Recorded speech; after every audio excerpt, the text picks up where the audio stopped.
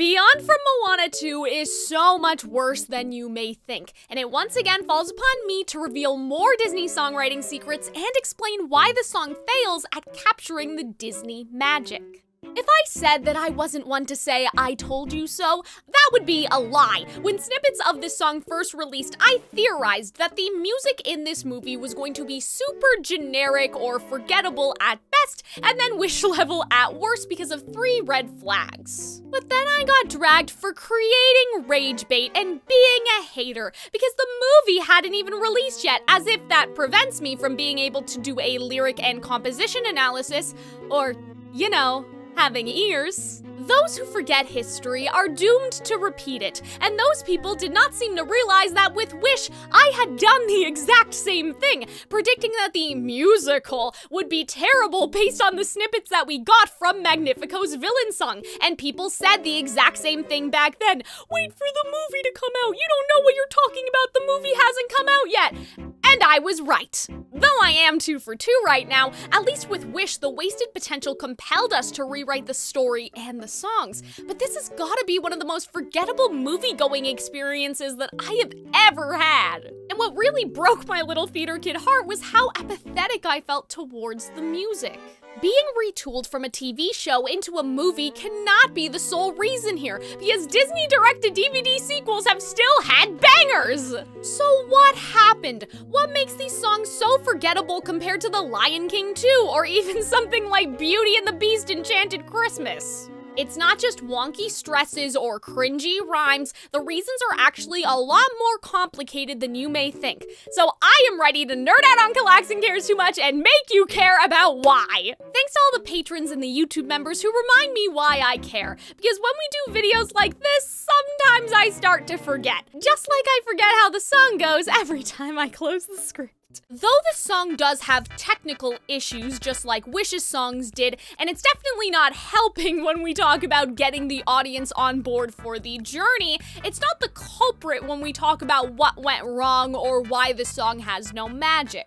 In my Wish videos, the technical issues and the emotional storytelling issues were like partners in crime. But here, think about the technical stuff as like a henchman aiding and abetting while the true villain is still at large. There are parts of this song that are pretty well constructed, especially in the melody.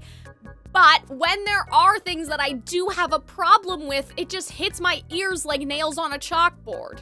So before we can do a lyric or composition analysis, we need to go through the technical issues in the structure, rhyme, and language. For the structure, typically when you have multiple sections that function the same, they should all match each other structurally. Verses match other verses. Courses match other courses. Especially for musical theater, you want the audience to be lulled into a sense of security and lock in, and the verses are the first thing that we are going to hear. When the audience feels like they can expect or see what's coming structurally, not only do they get like a little dopamine hit when they predict correctly, but they can also focus on being immersed in the story. Surprising yet inevitable or familiar applies to structure. You change the structure when you have a new thing emotionally to investigate, and that's why we go from verses to courses. If your verses are completely different, that may be okay if it's a clear choice. Like, for example, 2 characters who are polar opposites having completely different verses in the same song, that's a choice that reflects who they are. That could be interesting. It's okay to break songwriting rules if you're doing it in service of story or character. But to break the rules, you must first understand them, and when the changes are not radical enough to be striking, yet feel different enough that it's noticeable, it can feel wrong or uncanny or uncomfortable. For Beyond, some of the syllable counts are wonkily off, and that in combination with certain word choices and stresses make the lyrics difficult to follow along with and remember. For example, in verse 3, "There is destiny in motion" is supposed to be the same as "I know the stars above the ocean," but it's 1 syllable off. Imagine instead if it was something like "I see my destiny in motion," and then you'd also get that tasty "see destiny" in there. But it's not just about syllable counts and stresses, it's also that this destiny lyric breaks the rule of 3. The other 2 times we heard this line, there were 3 words building to the big thing. I know these, I know the, there is. Something similar happens with this name lyric in the first verse. This has 7, whereas bigger than before has 8. And that sort of discrepancy, again, can sometimes work if you cover it up with a breath or if it's an intentional choice to have these lines build, like if you went from, say, 7, 8, and then 9. But the problem is that when we go back to verse 3, we go back to 7 again, even though the song should be growing in intensity by this point. Now, sometimes songs do have multiple verse versions, like you'll have verse 1 A, verse 2 B, right? And then if the verses come up later, it'll be, say, verse 3 A, verse 4 B. But I don't feel confident that that is what is happening here because the changes just aren't different enough. It makes it seem like one of these lines is wrong because one of the lines is like the awkward odd one out while the other 2 of them do match. Connecting to this, see how Winds Have Changed has 11 syllables, but now This Life over here has 12? That can't get away with being a build to me because the only reason there's this extra push forward is because of a filler word. This song has a lot of filler words like and, now, but, and these are crutches that songwriters sometimes use to fill out bars or even out stresses. But now especially is just wholly unnecessary here when you could have just sung, "Will this life I've worked so hard for come undone?" and have it match. I don't think that it sounds worse, do you? Will this life I've worked so hard for come undone seems like it has the stress on the most important words now compared to now will this life, right? Like it falls flat that way. 99% of the time you do not need to use and to start a sentence because the fact that the character continues singing is an implied and they're not done their thought yet. If you look at songs from the Disney Renaissance, and is hardly ever used, and it's either only for a moment of great impact or it's to make a list that builds like out there among the millers and the weavers and their wives. Other weird syllable moments include forever far from home and then I must reply in the pre-chorus, just like they're cousins at this point. And these things may seem small or nitpicky by themselves, but it's death by 1,000 cuts here, and that contributes to the song sliding off of us rather than really sticking with us. For the rhymes, musical theater geniuses like Sondheim believed that perfect rhymes punctuated a point, whereas imperfect rhymes were dull and lessened that point. He also thought that jokes with perfect rhymes were sharper, like having sharp wit, and that the punchline would fall flat with a slant rhyme. A lot of musical theater professionals and even audience members are perfect rhyme purists, as I like to call them, and they see slant rhymes as lazy. And my opinion is, it is because of overexposure to lazy slant rhymes. Just like any type of rhyming, slant rhymes are a tool. They have their place, but it's knowing when you need to use them. It's like what Sondheim said, right? Perfect rhymes are strongest when you want to punctuate a point. But what if you don't? What if you want to build tension or suspense or have a bitter sort of contrast? I think an imperfect rhyme works great in those situations. For example, perfect rhymes are something like name and same, whereas a slant rhyme is something like name and gain. And that may be really biting in a certain context. Like what immediately comes to mind for me is a marrying me for my family name for your financial gain type situation. And there are slant rhymes in the first Moana. However, the reason why I'm saying this is because I don't think that these ones are working here. So ocean rhymes with motion perfectly, but not chosen. If you're going to do a set of 3 like that, you don't want 2 rhymes that are like identical twins and then the one rhyme be the younger sibling that doesn't get to wear the matching outfit in the family Christmas card. I would say that they all either need to be perfect rhymes or all of them need to be slant rhymes in relation to each other.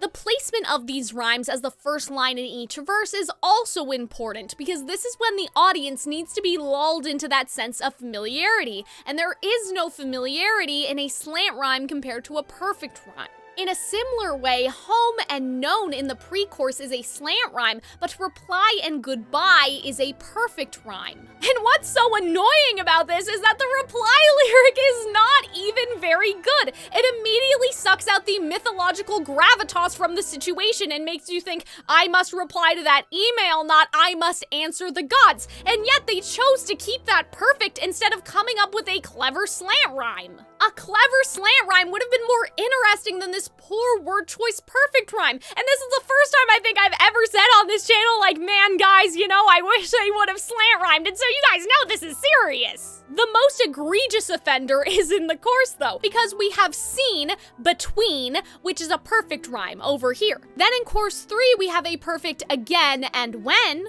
But in chorus 2, we have see between, which is a slant. I just really hate that because the chorus lyrics change, but they regress when the song is meant to start building forward. It is stronger when something goes from a slant rhyme to a perfect rhyme as the character becomes more confident. Like, it feels like there was tension here because slant rhymes tend to cause tension, and now we're resolving it. The same way that I described, like, adding the syllables to build, you can use slant rhymes to build. But when you do it this way, it feels like a mistake because we have it sandwiched basically between two perfect courses. The other one I hate is that in chorus 1, we have lies in skies. And then in chorus 3, we have although and no as these internal rhymes. In chorus 2, what do we have?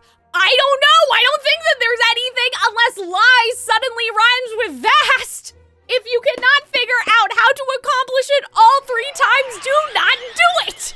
The problem with how this song is structured is that we have these trios everywhere, right? 3 courses, 3 verses, and the idea of the rule of 3 is pretty integral to human storytelling. That's why, especially for fairy tales, you will see 3 little pigs and not 7, or 3 nights Cinderella goes to the ball instead of 33 nights, because it was easier for storytellers to remember, and that pattern builds towards the climax in a natural way. You can't have the weaker version of something that you have already established to the audience in the middle or at the end because it will kill the momentum. We also have home and unknown in chorus 1, but the other chorus lines in that same spot don't have an internal slant rhyme. Now, to be generous, this could be a fun sound choice rather than an intentional slant rhyme, and that is why I marked it in purple. But because we already have home and known rhyme together in the pre-chorus, that sets the precedent to the audience that it is a slant rhyme, and so any other time it gets used, the audience is going to think, oh, it's slant rhyming, and they will expect subconsciously at least a rhyme or at least a similar sound in the same spot in the other courses. Now, to give a compliment, I do appreciate the fact that they changed the lyrics for the courses.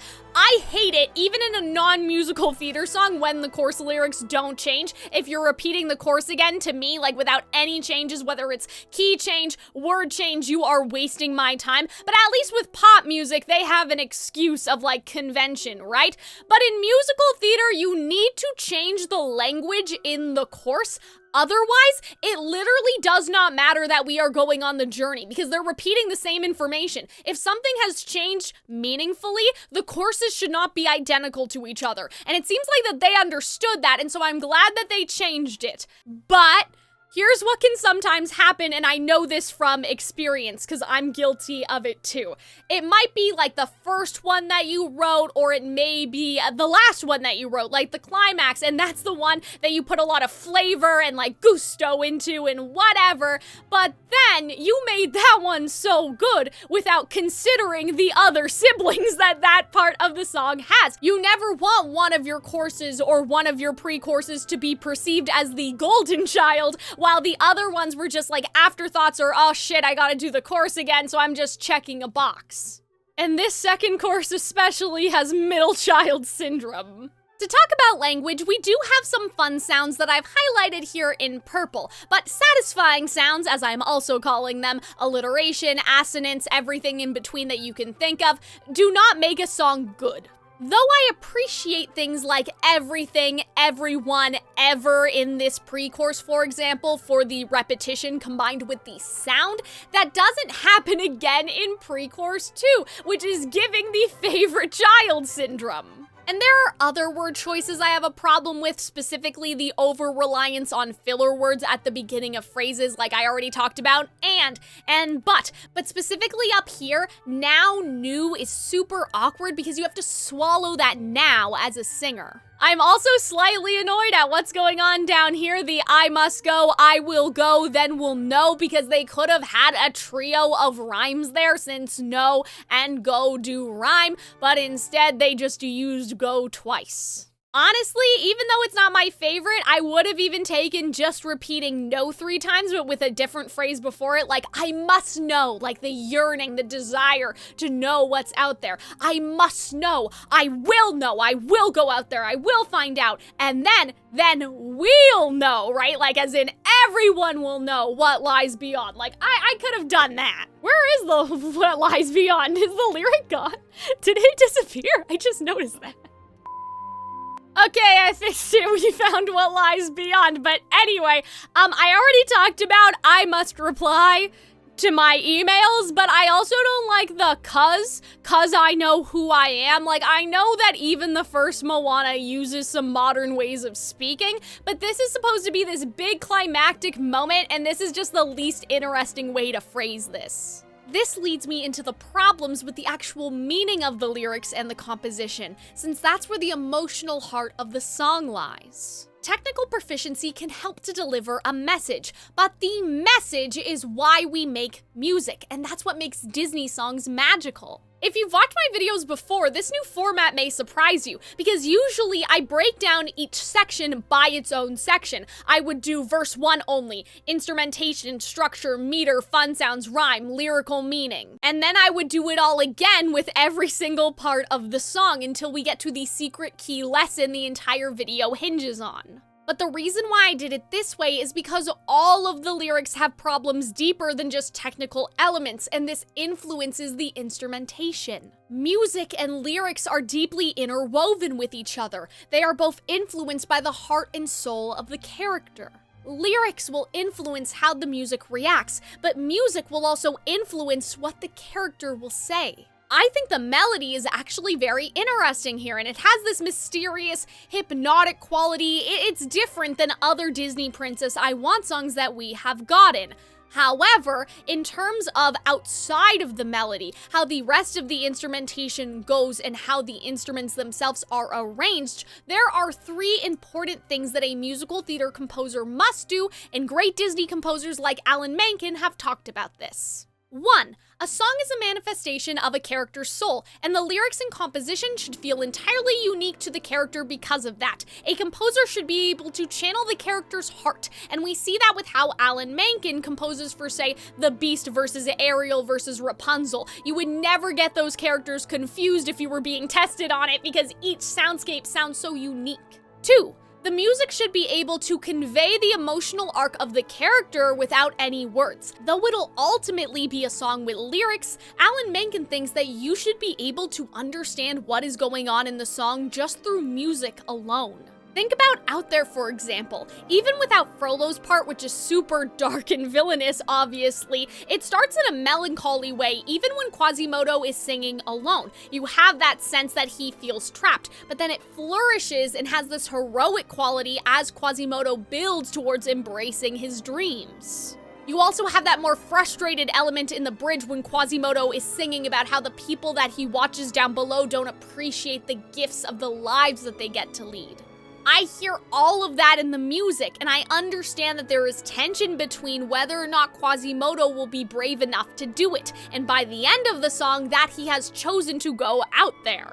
3. The music must play off the lyrics, and I personally call this musical theater reactions. For example, a character sings about being a hero, and there are trumpets. Ursula sings about being a saint, and you have church instruments in those sections. This is connected with the idea of a song being a manifestation of a character's heart and soul. The song must react not only to the subconscious desires that the character has, but also the lyrics that they are more literally singing. So what is wrong with Beyond in this regard? 1. It feels like an imitation of the first movie soundscape, and it doesn't really feel like Moana's soundscape in particular, like it just feels too vague. I already saw the movie, but let's just pretend that I didn't. If I listened to just the instrumentation, how am I to know that this is Moana, right? Despite the fact that I have seen the first Moana, I know what her music should sound like, quote unquote. I know her musical signatures. How am I to know that this is Moana compared to a Wayfinder, or her grandma, or a completely new character? Compared to Wish, this song does have more interesting instrumentation at times, but it feels like it's missing the full orchestra, and that is something that How Far I'll Go had, and so it feels like a part of Moana's heart is missing, like the song is incomplete. The instrumental feels very empty, and it feels like that throughout the entire movie, characters are just singing on top of karaoke tracks rather than the voice being part of the song and the voice giving momentum to the song. Instead of continuing momentum throughout the entire song, every single section resets instrumentally. Like, the best way that I can explain it is that the chorus, in terms of the music, does not seem to remember what the verse just did. And even within the sections themselves, it feels as though the song interrupts itself constantly. And that ended up like emotionally blue-balling me every time I thought something interesting was gonna happen. This is not as simple as like, oh, this line either rhymes or it doesn't. Like, it's hard to give an example of something that's not present. The only way that I can sort of explain it is that go listen to like Out There, Part of Your World, or whatever, Disney I Want song, choose your choice, right? Listen to one of those songs and then listen to this. It just sounds like every section was made in an isolated room where none of the other musicians could hear each other. 2. I could not understand the emotional journey that Moana went on just through listening to the instrumental. Instead of having the instrumentation build with the emotional or narrative arc of the song, it feels like that some of the choices were made out of like shame for being a musical, which is never a good sign. Like, there's one part where the percussive elements are so loud and the style is so pop song mimicking that you can't even hear the violin that's going on in the back, even though it is there. In How Far I'll Go, all of the instruments work together to convey Moana's emotional arc. But here it feels like they're fighting each other for dominance. This makes everything feel so boring and vague. They have this cliche heroic moment at the end, so I guess I would understand that, but that's not an arc. It's a straight line from like, I'm sad about this, or at least I'm uncertain I don't want to do this, to I'm adventuring now. That is not an arc. That is a railroad.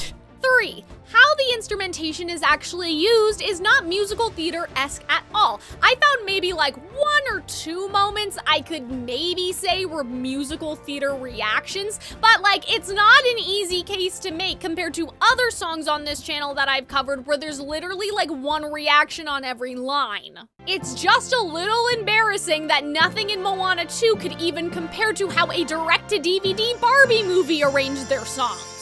But before I tell you why this is happening, I have something brand new to complain about. Can we talk about the random background singers? Why are there disembodied voices singing things like unknown completely at random and then disappearing?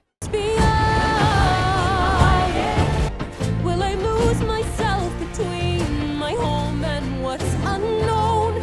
If I go beyond with the future still to find. There is a huge difference between how this happens and the voices of the ancestors. Backup singers happen throughout the entire movie, so it's not like, oh, this is the voice, this is the spirit guiding Moana thing. Like, it's everywhere. Why? That is 100% a pop convention, not a musical theater one. In a musical, you don't have disembodied voices singing like that. You have an ensemble who is physically present, and so to do it this way is just so jarring. And it's completely contradictory to the idea that Moana is having an intimate moment with the audience like an I Want song should have. Like, imagine if in the middle of Part of Your World, these random disembodied voices sung with Ariel every once in a while, and it's not even like, oh, they're singing together and it's the voices of the humans calling her. No, it's just unknown and then they go away. What the fuck? Obviously, this also happened in Wish, but it was not to this extent, and I feel like that, like, this is just more egregious. Like, it's genuinely awful how they handled this. Like, I would not have a problem if they made a clear choice that it was a voice or a spirit or something, but I don't know what possessed them to mix it this way. Actually, I do have one idea, but we'll talk about that later. So, back to everything. Why is it like this, though? How can you make it so that the music reacts to the character when lyrically and emotionally there is nothing of substance for the music to play off of? This song really just sits in a place, and that is the one thing a musical theater song is never supposed to do. Maybe you could make the argument for it sitting in two places, like vaguely sad and, uncertain and then heroic, but the lyrics just do not explore the full range of human emotions and vulnerability, and so the music can't either. Even the visuals are giving us nothing, like Moana's just walking around like she's in a music video, not walking through a setting with purpose like she had been in How Far I'll Go. In these first three lyrics, she is literally just teleporting around the map. Like, the stars are behind her, and then suddenly she's inside looking at the hole where the lightning came down and struck her, and then she's outside that same building. There are so many weird cuts, and the worst one of all is when the grandma comes in, because 1 minute she's a spirit, and then the second she's a human, and there's like no transformation, no fanfare, no nothing. It just like happens between two cuts. Could you imagine if in part of your world it started with like, oh, Ariel's at the sunken ship again, and then suddenly it cuts, she sees her father maybe talking to the sisters or something, and she's singing, but for some reason the father and the sisters can't hear her and have no reaction to her whatsoever? Like, that is just so stupid. It's another marker of this being very unmusical theatery, because other Disney songs were visually staged, like staging a theatrical production. But in this case, like, this is not stage choreography, these are music video transitions. But now we are going to get into the real meat of the issue here and go in depth with the lyrics. Or talk about how the lyrics have no depth. If you've enjoyed the video so far and you feel like that you did really learn something, please consider checking out my Patreon or becoming a YouTube member. Not only will you get early access to my videos, but you'll also allow me to make these video essays faster. You will also be supporting my own original song releases in the future. Like, for example, when I had done the rewrite for This Wish, a lot of people had asked me, like, Cal, you rewrote these lyrics, why didn't you release a song with like a new instrumental and all of that stuff? And the answer is money. Like, that's the answer to everything, right? And so if you would like, oh, Cal's version of Beyond or something like that, or even to support the original musical theater projects that I have going on in the future, Patreon and YouTube members is the best way to do that, because these things are really expensive and I just don't have the means. I also have songwriting consulting commissions open, and I also have video commissions open. And that's basically where you can pay me to analyze any song you want, and I will go deep, like you will get the Poor Unfortunate Souls video essay treatment. But now let's get back to Moana. Now to talk about the lyrical meaning, starting this song with I know is a fatal mistake. You want your opening to create intrigue, but you know what I know does in this context? It tells us something that we as the audience already know. You already shouldn't be repeating information to the audience that they heard in previous scenes or saw in the previous movie, but to do it in your first line that is meant to grab our attention is awful. I know you know the stars above the ocean, Moana. I was there. Compare this to when Moana says, I know in How Far I'll Go. It's to express frustration and create this contrast with the first verse. The first verse is about how Moana is called to the sea, but this one is, I know everyone on this island, I know Dad, I know you guys say this, but. And there's a reason why Lin didn't start with the I know verse first. Verse 1 tells us nothing because of this, and then as soon as we get into like the interesting part, how Moana is feeling, nothing feels the same, and the extremeness of that emotion, what happens? We shift gears to verse 2 and it cuts us off from that connection. It would have been more impactful to have a different sentiment here, like I don't recognize the stars anymore, or the stars I used to look up to don't fill me with the same blank. See how that's different? It's just more personal. But the reason why this happens is because verse 1 has the wrong thesis. So every musical needs to have a thematic question. Who is the monster and who is the man? This turns into what makes a monster and what makes a man by the end of Hunchback. And everything in the movie, and yes, I do mean everything, right? Not just the music, but the character design, the lighting, the environments, the plot, even the body language contributes to answering that question. Quasimodo's song, Out There, contributes to answering the thematic question of the movie because it endears us to Quasimodo and makes us see his humanity in contrast to Frollo. Like, we will be sure here, after this song, that he is not the monster that Clopin was talking about, it was Frollo. However, Out There as a song also has its own thematic question, and this question contributes, like I said, to the movie, but it is independent. It's a new question, and it is, what does this mean to go out there for Quasimodo? And will he go out there? The entire song is answering that one question. How the song's thematic question is answered contributes to the movie's thematic question. But sections of songs must also have their own mini questions, and this is kind of hard to wrap your head around, so just walk with me. Like, I would say for Out There, for verse 1, it is, if Quasimodo is safe, why does he want to leave? Like, that's the question that is asked at the beginning before he starts to sing, and then when he starts singing, we find out why. That verse builds to the answer of hungry for the histories they'd show me, right?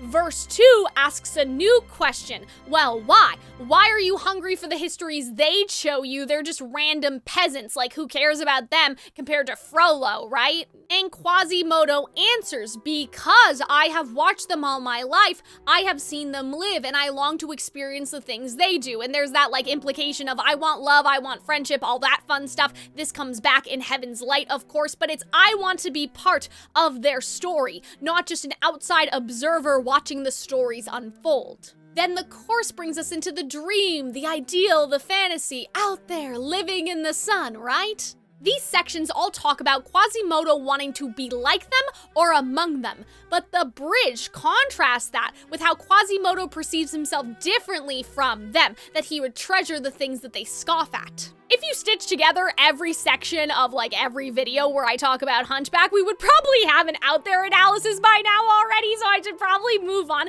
but songs are made up of little questions and building blocks like that. Mini questions serve each section. Each section makes a song.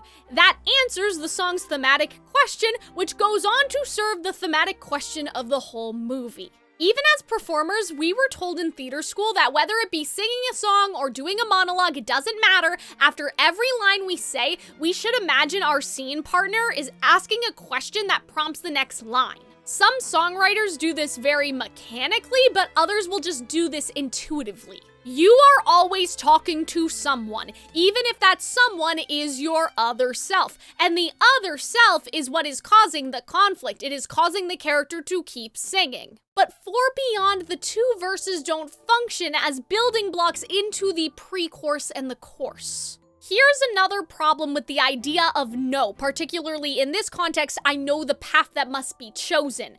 If Moana knows that she has no choice, why is she singing? We always ask, why did you start singing? And why do you keep singing? The song should end right here. I know the path that must be chosen. That's it. They frame this song as Moana choosing to leave or not, but that can't possibly be what it's about because it's her destiny. It was never a choice. And through asking the wrong question, the song shuts down the ability to create an interesting thematic question and an interesting arc before it could even begin.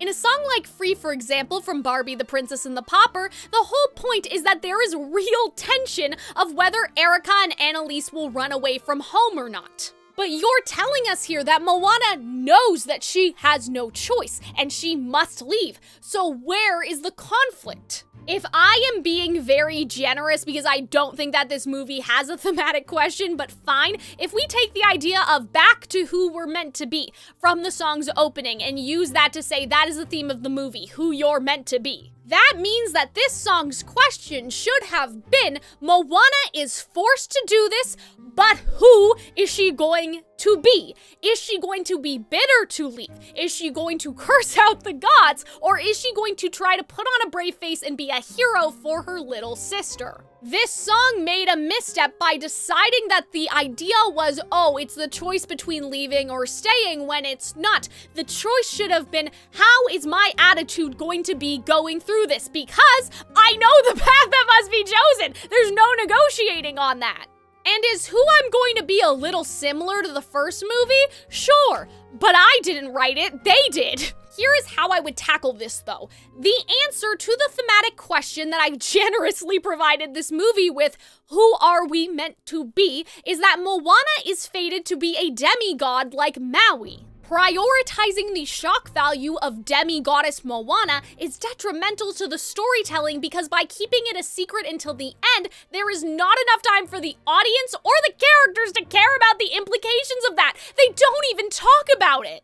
If it functions the same as Maui's demi-godhood, she will outlive everyone that she loves. That is a conflict that has never been seen in a Disney princess movie. Like, that's interesting. Why would you not use the entire movie to explore that instead of just rehashing the first movie? In the first movie, Moana left to find herself, even if her actions were in part driven by saving her island. That was about self-discovery, but Moana 2 should have been about sacrifice. It should have been not only about setting a heroic example for her little sister. I'm not gonna shirk off my responsibilities to someone else. If the gods chose me, I need to be a good example, I need to be a good leader, but then we could also show that she's also forsaking part of her humanity and her chance to live a normal life for the greater good. The easiest way to fix this, and it's literally so painful because it's so obvious, is to have her see herself as a goddess in her vision.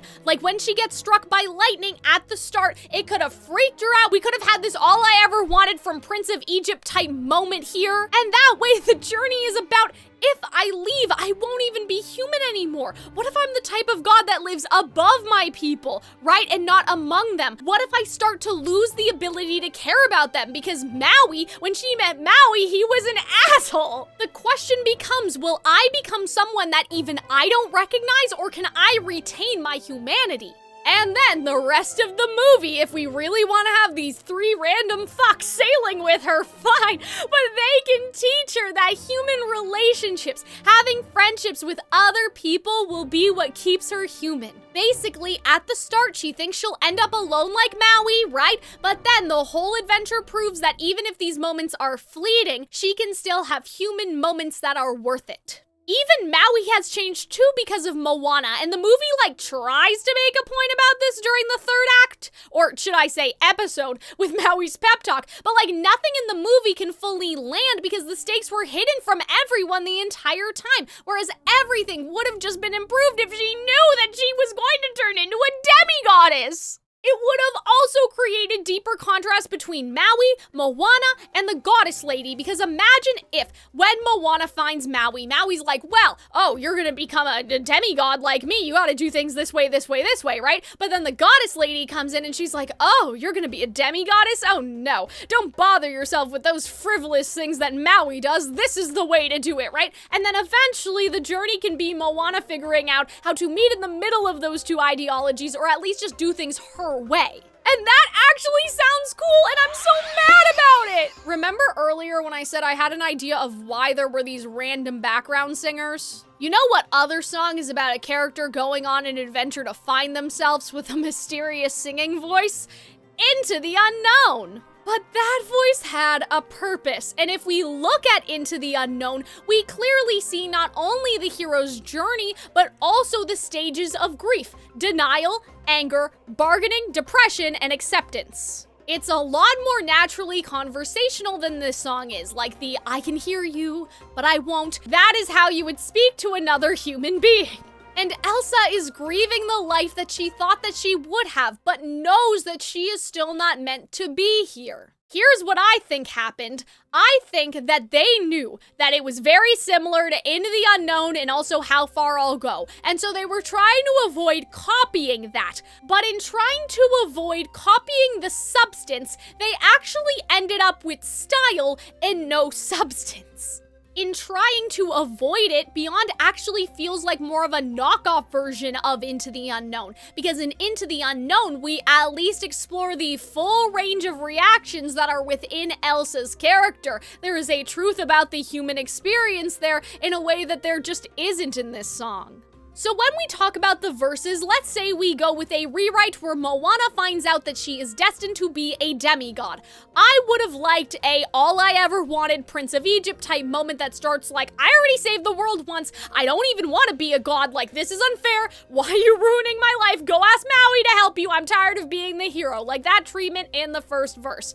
And then I have this, I have that, I'm perfectly happy, I don't want to be a demigoddess. Similar to Moses, he lists all these things that he's happy with, like, oh yes, I'm a prince, I should be happy, this is all I ever wanted, right? And then the pre-chorus can be, this is all I ever wanted, isn't it? This is what I wanted, right? The chorus can get into what would lie beyond, not beyond the sea, but beyond humanness. If I care about being a good leader to my people, what could I do for myself and my people if I meant for something more? Do you guys get what I'm saying here? Like, I want Moana to go through those stages, the denial, the anger, the despair, some horror at the prospect of this, but then the fantasy and the dream. But think about what Maui did for us. What could I do for humanity?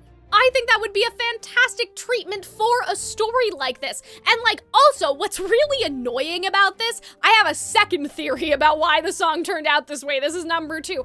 Disney is really nervous recently to make their princesses bad role models. Like, all they ever get to be is accidentally clumsy, or like maybe they have like foot and mouth syndrome where they say embarrassing stuff, right? They have no filter. Or maybe it's like positivity to a fault, but they're always like, your flaw is that you care too much. Like they're trying to strategically answer a job interview question. Even Elsa was allowed to get angry, so I really don't know what has happened here, but make Moana pissed that she has to go out there again. Do you ever think about the Renaissance and like the lines that characters had, like Jasmine's like, I am not a prize to be won, or how Belle is like, oh, well, you should learn to control your temper. I feel like that they would never have her raise her voice anymore. Like, I feel like if that happened now, they would make her more like sad compared to opinionated and angry. Like, she would be like, well, you should learn to control your temper, and she'd have a little sad face, and that would make the beast feel bad, right? Like, I don't know. Tell me what you think about that.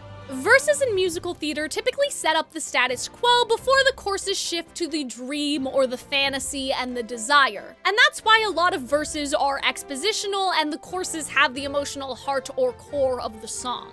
In the pre-chorus, we are once again asking the wrong question here. I don't want her to ask what waits for me. I want to know what she wants to be out there for her, because this is the part that's supposed to bridge the reality, the status quo, to the dream. And so we need to know, like, what does she want to be out there? What would be enticing enough for her to leave? The problem is that there's nothing enticing because, as we already said, she's being forced. This would have been phrased better if it was more of a, I know what's out there for me, if we're doing the goddess rewrite, right? Do I want it? And then have the chorus be like, imagine what life would be like going beyond on this adventure and how it would be when I come home as a goddess, yay! This just occurred to me all of a sudden, but there's a song in Tangled the series that Varian sings, and basically the verses are like, I'm a fuck up, but I promise going on this adventure, I am going to do this, this, and this. It's like making his father proud. And the last line in particular makes me think about our conversation right here. And Varian says, and when I return and I'm more than you dreamt I'd be, maybe then you will realize that you never actually knew me at all. Like, that's his dream coming back from the adventure. It's that he will prove to his father that he is more than his father dreamt he would be. So what I'm really missing here is something like that for Moana in both the pre-chorus and the chorus. What do you dream that going on this adventure will do? Varian says, let me make you proud, let me show you the best in me, let me give you a reason to believe I can stand tall. Those are the 3 reasons. So I would like some reasons. And this wrong question problem carries through from the pre-chorus into the chorus as well. They are just so vague and uninteresting because in the verses, we aren't actually integrating the expositional information with the emotional information. And so when we get into the pre-chorus and the chorus, we can't transition into like what Moana wants because she doesn't even know the answer. She can't give us the dream and how she feels about it, and that deprives us of the emotional information. Even if we don't go with the God rewrite, I wish that in here, if I go beyond leaving all I love behind, they had some sort of sentiment of, will I make them proud, right? Like, will it be worth it? Will I prove something? Like right here, for example, if I go beyond leaving all I love behind with the future of our people still to find, what is the answer to that question? I'm expecting, will I make them proud? Can I go beyond? And it doesn't need to be that, but it needs to be something. You're asking if I go beyond. Like, how does it make you feel, Moana? I don't know. And you may be saying, but Cal, Elsa didn't describe the adventure she wanted to go on in all this detail. But the reason why it works in that song is because we're focused on, again, stages of grief, Elsa. The adventure is just the opposite to the status quo, and she already knows in terms of the status quo that she is not meant to be here. But the problem with Moana is that there are two opposing ideas here. It feels like they wanted to go for, like, Moana loves her family, but she also loves going on adventures. And the first movie was able to handle that really well, because instead of, I want to run away from home and I hate my dad, right? They went with, I love my family, but that doesn't change the fact that I still want independence, that I want to go on adventure. But here, there's nothing for her to be enticed by because, say it with me, everyone, she has no choice.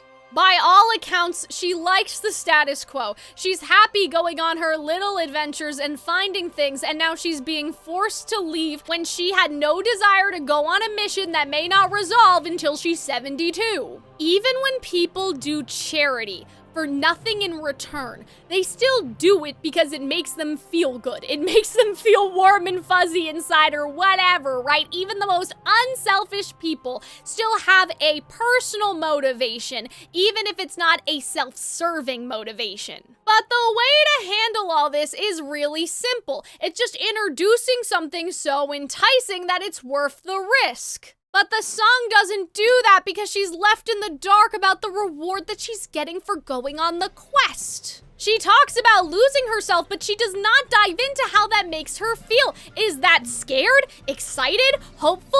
Like, do you want to? Do you not want to? And here's the other thing, right? Into the Unknown's course is very, very short compared to this, which repeats a whole 3 times and has more lines. Which means it had more lyrical opportunities to give us depth, to give us information, and it failed all 3 times. Have you ever noticed that in How Far I'll Go, the all is personal, but here we start with what lies beyond? I think that the question should have been, can I go beyond at the very beginning? That way it's more about, what if the gods are wrong? Am I really worthy, even if we're not doing goddess rewrite, just in general, am I really worthy of being chosen by the gods for this mission? For our goddess rewrite, am I worthy of becoming a god? What if I get there and I'm not worthy? Do I want to be worthy? What does it mean if I'm not worthy compared to if I am? It is very difficult to make a story where the only thing at stake is the entire world. And I know that that sounds backwards, but it is much easier to make a story where what is at stake is something personal, like pride, like legacy, like happiness. In the movie, the prophecy is from the spirits of the Wayfinders who have died in the past, but we could have slightly changed this setup a little bit so it was more like, this is the god of like wayfinding or something, right? And like, I, the god of wayfinding, think you are good enough to succeed, but the other gods don't, right? And so it could be about proving that the faith that this god put in her was justified. And then at the end of the movie, you could have done this thing where Moana becomes the goddess of wayfinding, and so they could have even done something like that, like, oh, the original god of wayfinding lives in you, Moana, like something like that. And that just gives her personal motivation instead of being railroaded by destiny. So going back to verse 3, again, we're just stating things we already know. We know there is destiny in motion. How do you feel about it, Moana? Because I don't know. I don't know. I can guess, but guessing is not good enough to make me remember anything about this song. We only get the feeling on the very last line, and you see this happen all 3 times. It's like exposition, exposition, feeling. When a song needs to integrate feeling with exposition. Think about something like Belle saying, "There goes the baker with his tray," like always, the same old bread and rolls to sell. Like, that is exposition that tells us something about Belle's character. The character of that particular townsperson, the townspeople themselves, that she is the only one that has a problem with this, right? And the town itself as a setting character. It establishes the status quo, but also how she feels about the status quo. That's why earlier I suggested at least "I see my destiny in motion," because depending on how she sings it in combination with her facial expression, we could get some emotional information about that. Like, "I see my destiny in motion" is different than "I see my destiny in motion," right? And in a perfect world, I would change these lines too after "I see my destiny in motion," and then she could talk more about how she feels about it. With the second pre-chorus, I cannot stress enough that it feels like a weaker version of the first one. She must reply, but she said at the very beginning that she basically has no choice. She knows the path that must be chosen, like the ancestors do, presumably like the gods do, the ocean god, whatever, like they all know. So why does anyone need her to reply? It's not a choice. This prophecy does not allow for her to say no. And we are focusing on the wrong thing. I don't need to know that Moana must reply. I need to know how. What I want here is, how could I, as a wayfinder, as someone who idolized the wayfinders that came before me and fought my dad, basically, to let our history be known to our people instead of being, shuffled away into a cave, how can I tell those same ancestors that I wanted to be like and idolized that I'm not gonna do it? That's another more interesting conflict for this song, is that she literally does not want to disappoint her predecessors. Instead, we get "They're calling me, I must reply." I've kind of used gods and ancestors interchangeably when I've been talking about things in this video, and I guess I shouldn't have done that, but just to make the clarification now, imagine how much better this song would be if it focused on "I idolized this person, this particular person who came to me in a dream. I idolized them. I wanted to be like them, and now I'm just gonna tell them no because I like my life." Like, is that not disrespectful to who came before? Like, that is what we could have explored here, but instead, they don't even mention that. Chorus 2.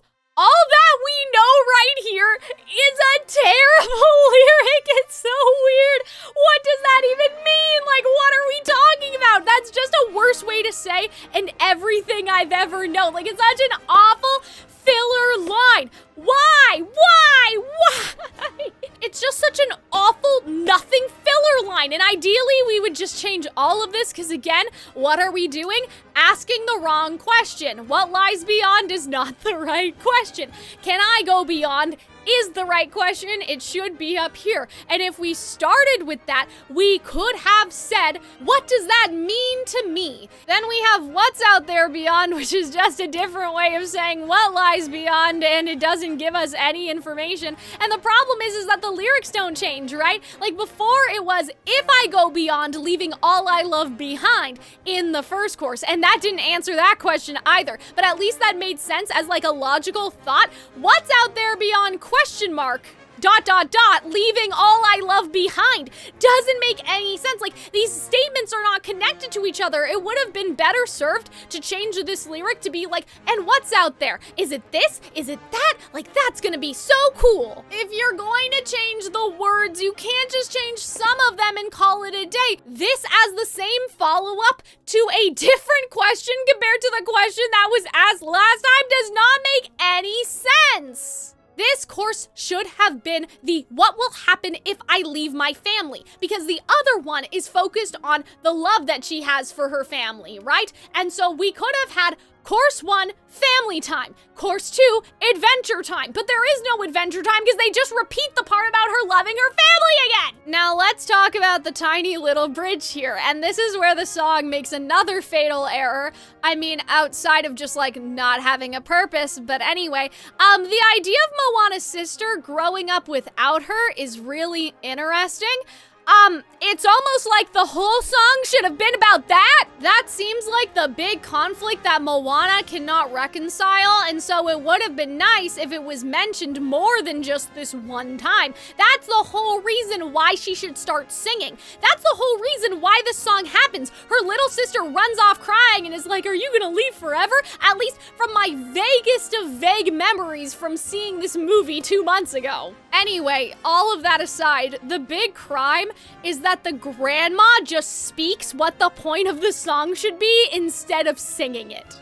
The bridge needs to be the turning point emotionally, where the character is on the precipice of leaving the status quo or changing, and it should ideally reveal something that we haven't heard yet. Like with Quasimodo, we have again his frustrations about how the people down there live their lives. With Ariel, it's the "what would I pay?" Like this is the first time where she's saying like, I would actually sacrifice something to be human, to go somewhere where I am appreciated, because my father does not appreciate my strong will and sense of adventure and willingness to stand. We are just speaking through the part where Moana makes the decision. But the other problem is, at least in my opinion, like this isn't even a bridge moment. This is what the entire song should have been about. Last time you weren't old enough to understand all you could lose or learn would have been a great lyric, something, something, something. It's your turn to go.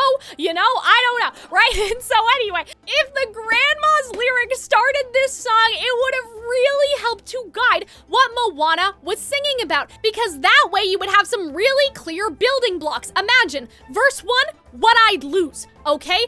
Pre-chorus, chorus. Verse 2, what I'd learn. Pre-chorus, chorus. Turning point, bridge. Make decision, happy ending, I will go beyond, right? Like that makes so much more sense to me structurally. You could have used her own words. The grandma's words, have Moana ponder them, but instead the grandma comes in at the 11th hour because the audience wouldn't understand what the point of the song is otherwise, and so she's just like, well, I'll just come in here so we can get it over with. Songs are supposed to give the characters the ability to express what words cannot, and so if you are relying on the speaking sections on the script to tell the audience what the thesis or the point of having the song is, everyone's failed here. But this is why the ending feels so hollow here. It tries to go, hey, remember all those other climactic and important moments in the Disney songs you actually like? Here's one for you, right? But it didn't earn that moment, so it just feels cheap. I don't care. There is never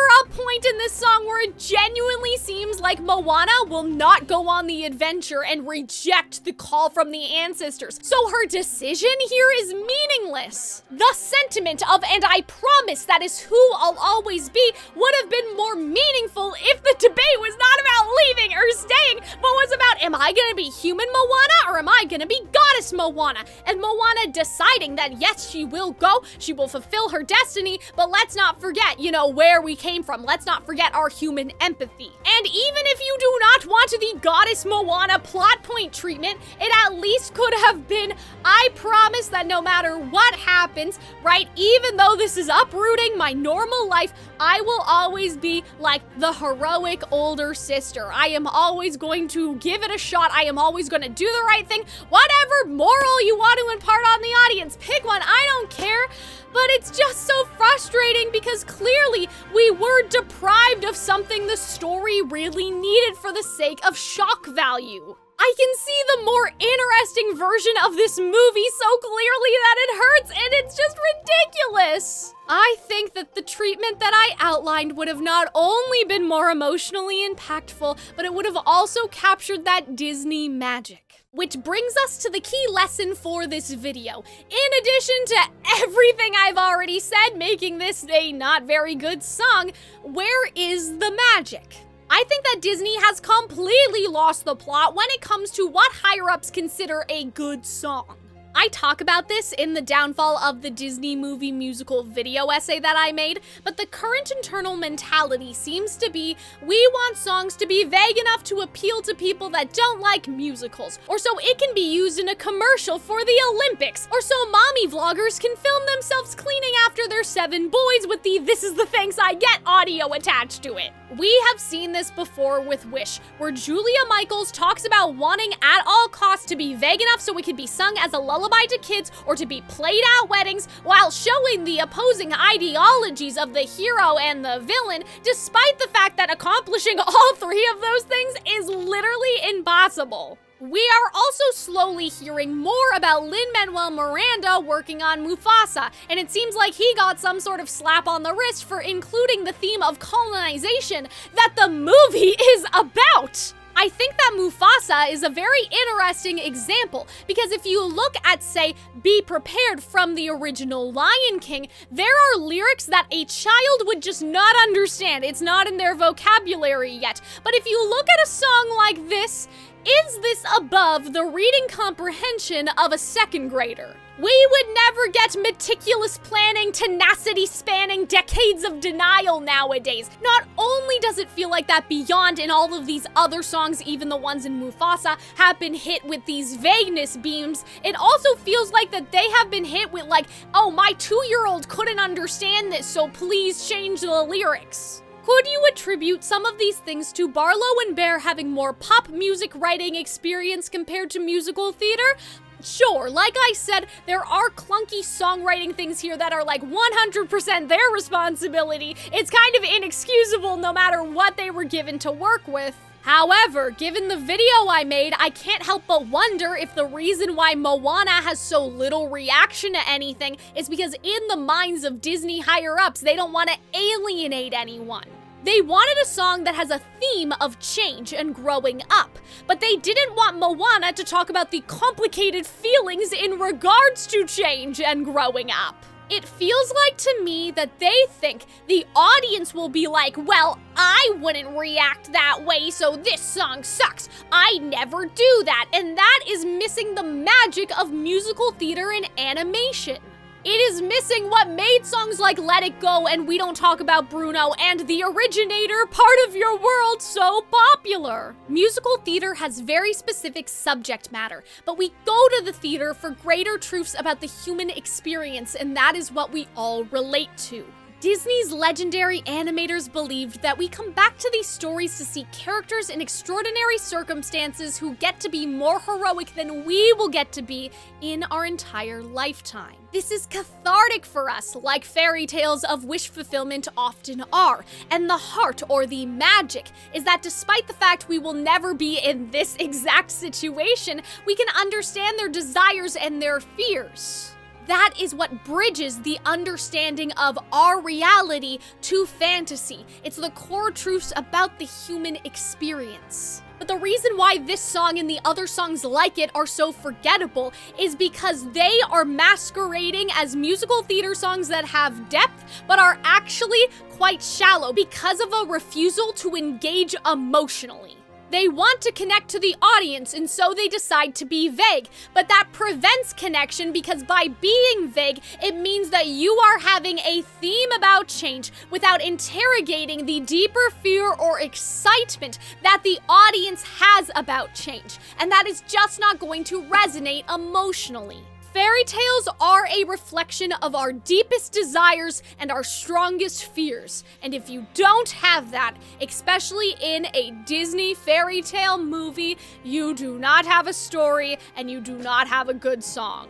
And what's so frustrating about this is that I do think it could have been avoided and we could have gotten a really good song here. And in that video about the downfall of the Disney movie musical, I do talk about this more, how slowly songwriters are being pushed out of the storytelling process. And even though they have things again that they need to be responsible for, they're just being told, song go here. And so how are you going to do anything if you have nothing to work with? Now, for a TV show, it's very common for production to work this way. The script is finished, the songwriters are told what they are meant to do, and then they go off and do it, and there's not a lot of time for revising in television. I think that Glenn Slater talks about that a couple times, that once he wrote a song, and it was sent off literally that same day so the leads could record it. And that's why many TV shows are not good musicals. They may have good musicality, but even something like the Tangled TV show has a lot of songs that it's just not necessary, man, but that's what a TV show is. A TV show has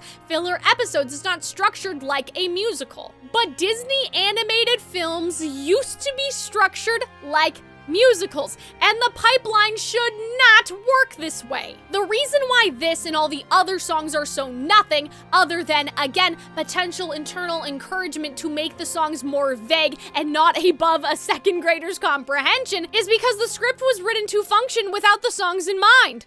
And so it does. An experienced musical team who was involved earlier and had the ability to make key decisions instead of being told song go here could have said, what if Moana knows she'll be a goddess by the end of the journey? What is the thematic question that you guys are trying to ask? Like, they would have asked those questions and negotiated the story beats for the sake of those emotional beats. But your hands are tied if you are just sat down and told where songs go and what the song should be about. And yes, sometimes songwriting masters can make a meal out of nothing, and they're basically able to make up their own emotional journey and thematic questions, and it just is without prompting from the scriptwriter. It survives because it doesn't contradict anything. But since Barlow and Bear are so green to this process, I think that this way of working was really detrimental to them. Yes, if you give Lin-Manuel Miranda a single sentence, he will turn it into a whole character who feels like that they have been alive for the last 30 years. But not every songwriter can do that, and they shouldn't have to. But if you want to hear more about how working this way is detrimental to everybody, including us, you should check out The Downfall of the Disney Movie Musical, or whatever the title is right now, because YouTube said that no one was interested in it, and I don't think that's true, so I have to keep changing it. But anyway, you will see how production is influencing the quality, or lack thereof, of the songs that we are getting. This has been Calxiyn caring way too much, and I hope that now you care too. And I will see you next time. Bye!